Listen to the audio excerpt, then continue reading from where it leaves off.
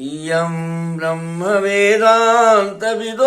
वदन्ति परं प्रधानं पुरुषं तथान्ये विश्वोद्गते कारणम् ईश्वरं वा तस्मै नमो विघ्नविनाशनाय। हे गणपति देवता, आप देवताओं के गणों के सुप्रीम देवता हैं।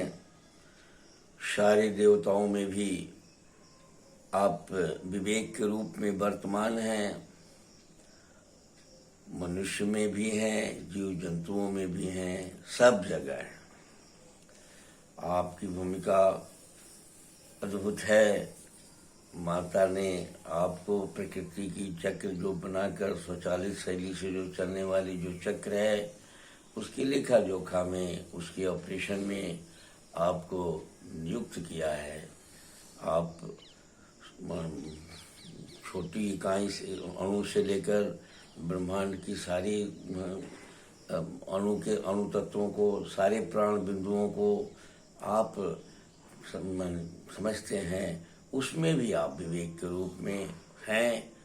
ऋचाओं के अनुसार, वेद के अनुसार आप अणु में भी, अणु की में भी जो चेतनता है, अणु में जो विवेक है, अपने को संगठित कर, अपने क्षेत्र में अनुशासित होकर, जहाँ जिस छात्र के लिए अणु बना है, जैसे कि सोना का अणु बना है, तो सोना में रहने के लिए वहाँ भी विवेक के रूप में आप ही वर्तमान हैं। पेड़ पौधे बनते हैं, वहाँ भी मनुष्य के रूप में, जीव जंतुओं के रूप में, जब माँ ने पेड़ पौधों के रूप में हमको छिपा के रखी, वहाँ भी आप विवेक के रूप में हैं। उस विवेक के क्रिया से ही आप माता में और पिता में गोभम और बीज का निर्माण करवाते हैं भोजन करने, सेवन करने के बाद। और वहाँ से फिर जो है वो आप गर्भ, माता के गर्भ में आने के बाद भी वहाँ भी आपका उनकी उपस्थिति बताई गई है।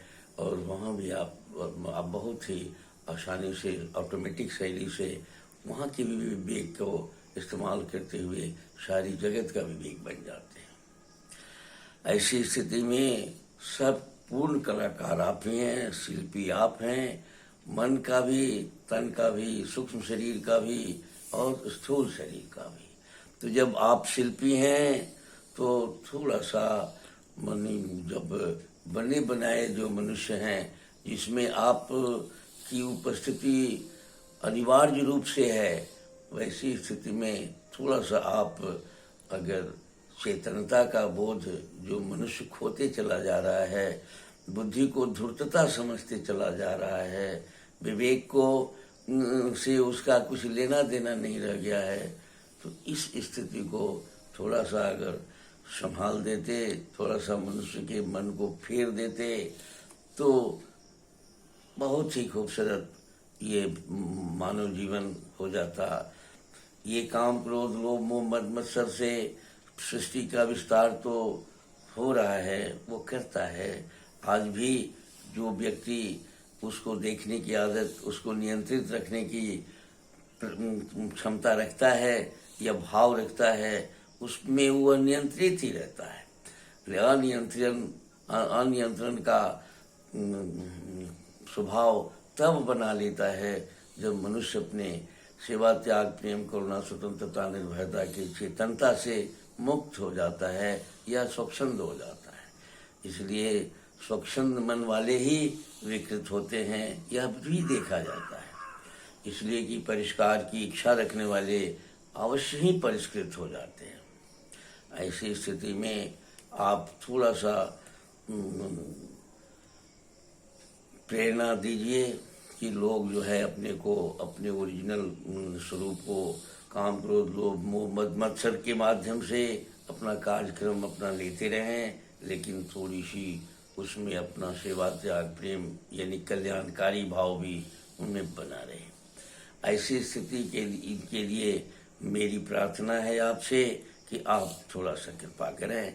और सबसे बड़ा एक छोटा सा निवेदन है कि मनुष्य जो है, आज का मनुष्य जो जहर खाने का भोजन को खाने के पदार्थ को जहर से पैदा करता है और जहर मिलाकर उसको रखता है, जहर मिलाकर खाता है। इस सभ्यता को कैसे मैंने स्वीकार किया जा रहा है? क्या ये नियति है या थोड़ा सा आप इस पर नजर दें? अगर नियति नहीं है तो ये मनुष्य की जो क्षुद्रता है, इस क्षुद्रता से थोड़ा सा मुक्त होने के लिए मनुष्य को प्रेरित कीजिए कि जो वस्तु आप खा रहे हैं, जो भोजन ले रहे हैं, उससे शरीर बन नहीं रहा है। जहर के साथ जुड़ा हुआ कोई भी पदार्थ हमारा शरीर कुछ लेता नहीं है। इसलिए उस आहार के अभाव में आपका भी जो विवेक की जो व्यवस्था है, संभव है कि मर जाता हो। क्योंकि जहर का जो वर्णन आयुर्वेद में किया गया है, तो जहर के वर्णन में स्पष्ट कहा गया है कि जहर सबसे पहले मनुष्य को स्तंभित करता है, उसको उच्चाटित करता है, उसको विद्वेषित करता है, उसको मोहग्रस्त करता है। उसका स्वभाव यही है कि जब जहर हमारे साथ खाना में जाएगा या किसी भी तरह जाएगा तो पहले मति मार लेगा, समझदारी का अभाव हो जाएगा और एक छोटी सी दायरा में ही वो रहने लगेगा। इसलिए सब जहर का काट थोड़ा सा कृपा करके कोई जहर का न खाइए मनुष्य, इस पर थोड़ा सा आप कृपा करके कुछ उपाय करिए और मेरी यही आपसे प्रार्थना है। मैं श्याम बिहारी तिवारी वेद और आयुर्वेद का उपासक हूँ। मेरे भीतर एक प्रेरणा उठती है कि मनुष्य स्वास्थ्य की रक्षा और रोगी मनुष्यों की रोग मुक्ति के लिए जो संकल्प लिया था आयुर्वेद के रूप में कि साहब हम आयुर्वेद का अवतरण हुआ और हम सारे लोग जो हैं मिलकर और स्वास्थ्य की रक्षा करेंगे और रोगी मनुष्यों को रोग मुक्त करेंगे। ये जो संकल्प था आयुर्वेद का और मनुष्य ने, हमारे पूर्वजों ने जो स्वीकार किया था, उसी के आधार पर खान पान रहन सहन की जो नीति रिवाज बनाई गई थी, वो उन बातों को तो छोड़ ही दिया है। साथ साथ में जो खा रहा है वही वस्तुएं तो वही है, लेकिन जो खा रहा है उसकी शैली, उसके खाने के बाद उसका परिणाम इत्यादि पर वो विचार नहीं कर रहा है। ऐसी स्थिति में मेरा यह इच्छा है, मुझे प्रेरणा मिलती है कि मैं आपके सामने इन बातों की शिकायत आपसे ही करूं कि साहब जो आप इसे अगर सुधार लेते हैं, सिर्फ इसमें बहुत कुछ सुधारने की जरूरत नहीं है। अपनी समीक्षा कीजिए कि आप बीमार क्यों हैं, आप वो क्या वस्तु आपके लिए हितकारी है, क्या अहितकारी है। आपके भीतर ही ये सारे टेक्निक, ये सारी कला भरा हुआ है। आप खाली ठहर के तो देखिए, अपने को विचार करके तो देखिए, ये सब कुछ मिल जाएगा। इस कार्यक्रम के तहत आपको हम लोग रोग पर चर्चा कर रहे हैं कि मनुष्य रोगी कैसे होता है और रोग अगर हो गया है तो उसका निवारण हम जड़ी बूटियों के माध्यम से प्रकृति के साथ साम्य होकर कैसे करेंगे। अब इस कड़ी में रक्त परिवहन संस्थान पर हम लोग चर्चा कर रहे हैं। रक्त परिवहन संस्थान में पीछे रक्त जो मैंने बताया है वो टेंशन इत्यादि इसी में है, चिंता इत्यादि इसी में है। शरीर का पूरा भरण पोषण रक्त परिवहन संस्थान के पर ही निर्भर करता है। प्राण की रक्षा, प्राण का को संभल के रखना इसी का काम है। सारे सेल तक भोजन पहुंचाना, प्राण शक्ति देना, आत्म तत्व को पहुंचाना रक्त परिवहन का ही अंग है। अब इसमें कुछ रोग जो होते हैं, जैसे कि पहले भी मैं कुछ रोग बताया हूँ, आज मैं ब्लीडिंग पर बात करता हूँ कि ये मनुष्य में ये पित्त का रक्त जो है मुख्य रूप से पित्त प्रधान माना जाता है। वो गर्म भी रहता है और पित्त क्या उनकी प्रधानता रक्त में बहुत ज़्यादा रहती है। तो पित्त ये ब्लीडिंग कैसे होता है, ब्लीडिंग क्यों होता है इसमें? तो ये हमारा पूरा शरीर जो है छोटी छोटी नस नाड़ियों से बनी हुई है, जिसकी को केशिकाएँ कहते हैं, कैपिलरीज कहते हैं। बड़े बड़े नस नालियों नाला के रूप में बना हुआ है, जैसे बाहर खेती में नाला इत्यादि बनता है, पानी पटाने के लिए बहुत सारे नहर इत्यादि बनते हैं। उस तरह की सारी व्यवस्थाएं हमारे शरीर में है। पूरे पैर से लेकर सिर तक प्रत्येक अणु सेल तक रक्त के पहुंचने और ये सारी करने की क्रियाएं हैं। जब हमारा आहार विहार और पैथिक हो जाता है, हम जब गर्म पदार्थ ज़्यादा खाने लगते हैं या ज़्यादा हमारा सेवन करने लगते हैं, तो हमारा पेट का फ्लोरा, हमारा आमाशय उस गर्मी को सह नहीं पाता है। हमारा मन भी उत्तेजित हो जाता है और ऐसी परिस्थिति में जहाँ तहाँ से ब्लड निकलने की प्रक्रिया शुरू हो जाती है। यद्यपि कि शरीर भी रक्त के निकलने की क्रिया को रोक के रखने की बहुत सारा कोशिश करता है। और कुछ रोग में, जैसे ब्लड प्रेशर में, अगर रक्त की नलियाँ जहाँ तहाँ जाम हो गई है, अब ब्लड प्रेशर ज़्यादा प्रेशर हो रहा है, तो कुछ अंगों से जैसे कफ नाक से, कान से, मुंह से थोड़ा सा ब्लड निकलवा देती है, वायलेंस कर देती है। लेकिन ये कुछ जब ये बीमारी का रूप लेता है तो यह कुछ लक्षण लेके चलता है। जैसे दर्द भी है, और अधिक ब्लीडिंग तो इंजरी के चलते होता है, चोट लगने के चलते होता है। अंदर भी चोट लगती है खाने पीने में, या हमारे चलने में, या हमारी जर्किंग में भी कभी कभी, जर्किंग से भी आंत में, फेफड़ा में, आंत में रक्त की ब्लीडिंग होने लगती है। ऐसी परिस्थिति में हमें जब रक्त हमारा नाक से, मुंह से, ये सब जब रक्त निकलता है और उसमें बुखार इत्यादि भी अगर रहता है, तो कुछ विशेष बीमारियों का लक्षण माना जाता है। और मुख्य रूप से हमारे जो कफ के रोग होते हैं, वो गला में और फेफड़ा से संबंधित हो जाते हैं।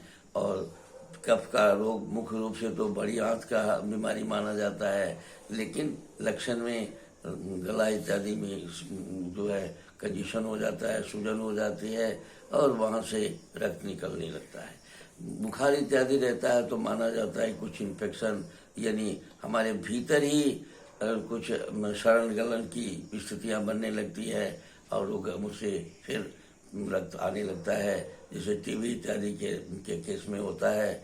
और एक रक्तपित्त नाम की बीमारी भी हमारे शरीर में होता है। वो रक्तपित्त क्या है कि वो बहुत बड़ी मात्रा में रक्त एक बार उल्टी के रूप में आ जाता है, और वो उसको उसका दूसरा नाम हीमोफीलिया भी वो है, जो वंश को नष्ट कर देता है, जल्दी ठीक नहीं होता है। देखने में बहुत स्वस्थ, बहुत सुंदर दिखाई पड़ता है मनुष्य, लेकिन बहुत सारा रक्त निकाल देता है। वायु का से जब गला राती सूख जाता है, पेट में जब ओवर हीटिंग हम करते हैं, वायु से गला सूख जाता है, उसमें अगर सूखने को हटाने के लिए खांसते इत्यादि हैं तो वहाँ की कैपिलरी टूट जाती है और थोड़ा सा ब्लड कमी उससे भी दिखाई पड़ता है। लेकिन कफ के ब्लड में म्यूकस रहता है, पित्त के ब्लड अकेला रहता है और बहुत बड़े पैमाने पर निकलता है। और हीमोफीलिया में पूरे बॉडी में जहाँ भी चोट इत्यादि लग जाता है, वहाँ से खून निकलना बंद नहीं होता है। वायु के जितने रक्त निकलने वाले होते हैं, जैसे कि पैखाना से जो रक्त निकलता है, स्त्रियों के जोनी से जो रक्त निकलता है, ये सब वायु की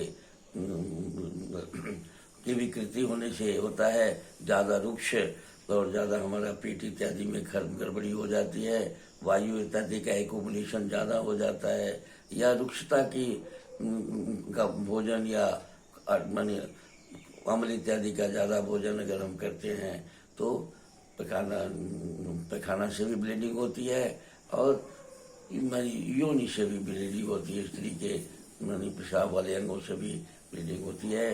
कभी कभी पेशाब में भी ब्लड आ जाता है तो वो खतरा है। वो माना जाता है कि वो वहाँ कोई गांठ इत्यादि हो गई है, तभी जाके भी पेशाब में उनके साथ ब्लीडिंग आता है। 90% रक्त कैंसर में कैंसर के रोग, जब किडनी इत्यादि में कैंसर का जो शिकायत होने लगती है तो 90% ब्लड ब्लीडिंग उसके साथ आ जाता है। कहीं ट्यूमर इत्यादि बन जाते हैं, कहीं भीतर घाव बन जाते हैं, सिस्ट हो जाते हैं, उससे भी ब्लड की ब्लीडिंग होने लगती है। इसलिए इन सारे पीड़े से बचने के लिए आपको कषाय, तिक्त और थोड़ा सा मधुर और कषाय और तिक्त और रसायन औषधियों का सेवन करें आप। और दुर्वा सबसे बहुत खूबसूरत आपके साथ आपके घर घर मिल जाता है, तो दुर्वा का सेवन करें। रस उसका भी लिया जा सकता है, काढ़ा भी लिया जा सकता है, उसको पीस कर भी लिया जाता है। और रक्त पित्त में जो हेमीफीलिया है एक बीमारी के रूप में है, जो वंश का आनुवंशिक भी रहता है, उसके लिए अगर दूभी सेक के रस से अगर आप 90 दिन से लेके अब 3-4 महीना तक दूध के रस से ही अपना खाना बनाएं। दूध के रस का सेवन कर ज़्यादा करें। अगर 200-400 ग्राम अगर डेली पानी के बदले दूध के रस का ही इस्तेमाल करें तो अनुभव है कि रक्त पित्त गारंटी से ठीक हो जाता है। जो ब्लीडिंग बहुत पुराना है, नहीं पकड़ा रहा है, उसको भी अगर दुभी के रस का इस्तेमाल बहुत बड़े पैमाने पर किया जाए तो दुभी के रस से भी रक्त ठीक हो जाते हैं और निश्चित ही ठीक हो जाते हैं। ब्रेन इत्यादि के रक्त को भी वह ठीक कर लेता है। नाक कान के भी और के भी ब्लड को दुभी ठीक करता है। इस तरह से मधुर, तिक्त और काषाय मिला हुआ जो पदार्थ है उन सभी जड़ी बूटियों से भी रक्त पित्त या ब्लीडिंग रोकी जा सकती है। और बवासीर इत्यादि में जो रक्त निकलता है उसको भी पित्तिक पैतिक पदार्थ अगर कम खाएंगे हम, पेट के फ्लोरा को कम गर्म पदार्थ मिलेगा तो रक्त बहना बंद हो जाएगा और वहाँ की जो रक्त बहने की जो परिस्थितियाँ हैं वहाँ रप्चर होके, टूट के, इंजुरी होके और जो रक्त बह रहा है वो स्थितियाँ बदल जाएगी, ठीक हो जाएगी। इसी के साथ आज का यह कार्यक्रम आपको मैं समर्पित करता हूँ। अगली कड़ी में फिर इससे संबंधित जो भी होगा मैं बताऊंगा। धन्यवाद।